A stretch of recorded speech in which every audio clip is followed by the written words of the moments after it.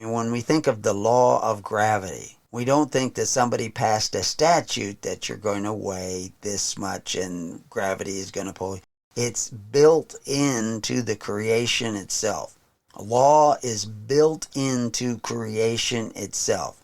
When we write about the law, when we create contracts, agreements, where we bind ourselves by the law, by taking benefits, we bind ourselves. If we take benefits that are provided by borrowing money, we bind ourselves to debt. This is recognized in the law of the universe. It will create a corresponding action and reaction because we live in a cause and effect universe. And law is the operation of that cause and effect. And so that's why I say the Ten Commandments are not really law. They're guideposts. The word that they have there actually means more guideposts. The Torah overall and the Bible overall is telling you, sometimes in allegory and sometimes with metaphor and sometimes with a rhetoric, that's explaining the law. The statutes of Moses were explaining the law. They weren't law. They were explaining and laying out what the law would look like if you dig a pit or you put a balcony up but don't put an adequate railing around it. They're explaining that you could be held responsible in reality in the universe, in the universal creation, because there is a law of cause and effect already in place. You cannot get away from it.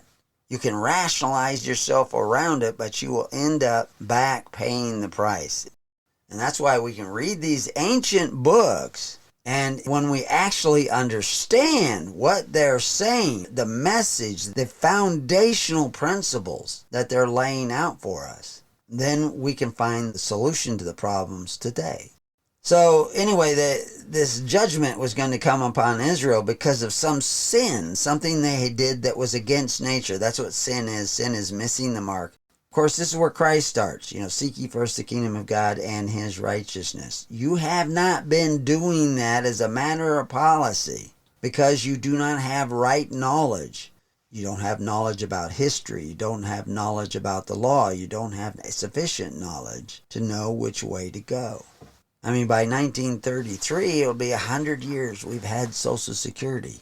We've already had public schools for 100 years, which taxes your neighbor's land. He can't even own his land. You will take his land away if he gets 2 years, 3 years behind in paying taxes so that you can have free education. That's covetous practice. And that will bring the locusts, and it has brought the locusts, that are eating out your substance. The locusts are here.